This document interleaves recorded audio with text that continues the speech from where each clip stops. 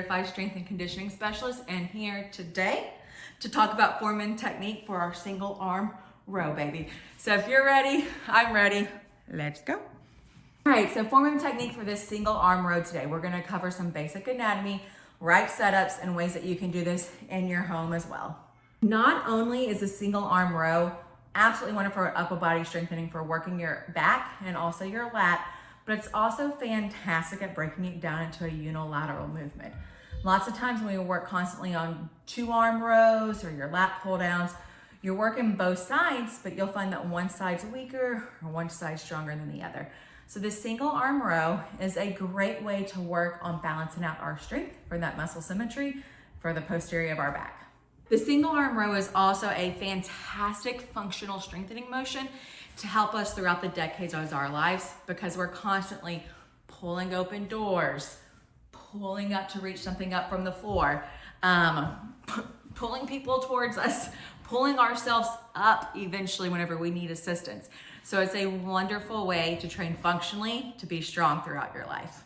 All right, friends, so we're going to take the functional and our functional fitness again, doing it inside my home. I'm going to show you different ways that you can use common areas in your house if you don't have a weight bench to still being able to perform weightlifting style motions. Okay, so today I'm going to be using my ottoman since I don't have a weight bench inside of my house. You can also take the concept of me performing this on the beautiful ottoman as the same thing as performing it on your good old trusty couch. All right, so for this single arm row, I'm setting up with one dumbbell. I'm gonna come into a position that's going to make my back be flat. So my right leg is coming up on the bench.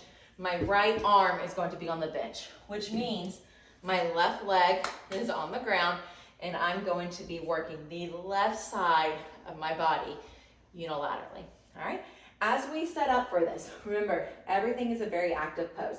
So I'm actively squeezing my quads. I'm actively squeezing my glutes. I'm gonna hinge forward for my hips, keeping my back neutral and my spine straight. I am not looking up or looking down because then my cervical spine comes out of alignment. So squeezing the glutes, active core, very, very strong when I come here, okay?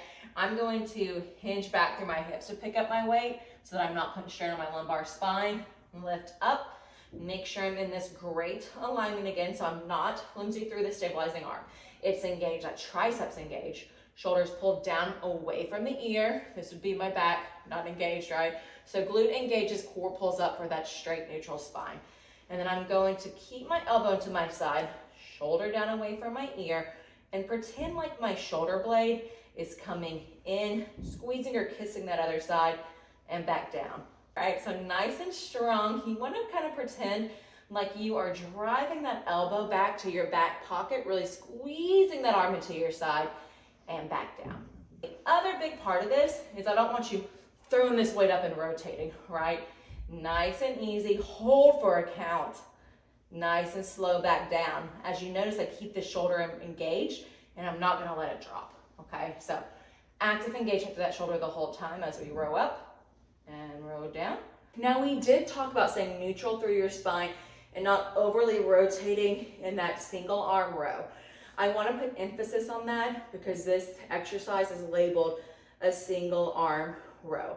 We do have variations of the row that we can use for different functionality, different strengthening, and one of those is commonly the lawnmower row now, which I love because you should be able to rotate through your spine in a functional manner, but oftentimes your weight needs to be a little bit lower as we start to introduce our body into rotational patterns or diagonal patterns when they've been used to linear patterns. So we'll review that real fast.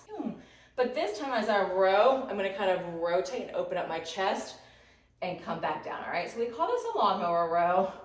Big pull, I'm still actively pushing down through my hips. My hips aren't rotating with me, okay? I'm also not just pulling my arm up and like doing my neck, all right? Lots of times we don't have this motion through our thoracic spine to open up. And if you're feeling like that's your case with the lawnmower row, I would suggest that you drop the weight and work more on your rotation. Oh, there she is, through your thoracic mobility to be able to progress into that exercise so that you can always make sure that you're able to complete the motion or the movement before you take it into the next step and add weight to it. Now, you may not have a couch, a bench, or an ottoman that you can perform this single arm row on, and that's okay. The difference in it being that you're just not going to get as much range of motion of pulling the weight, since you're gonna have to be stopping on the ground. So you can come into this quadruped position. These are underneath the hips. Hands are underneath the shoulders, and that's where my weight's going to go. And I'm going to do the same exact motion, keeping my core strong, body engaged, spine neutral, shoulders drop down away from the ear, row my elbow into my back pocket, and down. Now, I love this motion, quadruped, better functionally than the standing single arm row, because you're coming into this quadruped position that's going to ultimately activate your core instead of just working the back. So you get a little bit more functional strength training in this quadruped row than you will this standing single arm row that I'm going to show you next. Okay, so the next option for the single arm row with no equipment, and if you don't want to do it on the floor, is to take a kickback stance and to perform your single arm row as well. So I'm putting one foot in front of the other, hinging forward like I did in my description for on the ottoman at my waist. Body is strong. I personally put my hand on my hip for some balance and stability. Same thing, you're gonna row up, lower down. The plus about this one over the quadruped position is that you're still gonna get that full range of motion where you're pulling the weight and eccentrically working on lowering it down nice and slow. All right, my friends, that was our Foreman technique for our single arm row, training our posterior back. If you have any comments, as always, drop it low. And as always, subscribe for me, because I love being here with you in our little community and on this journey together.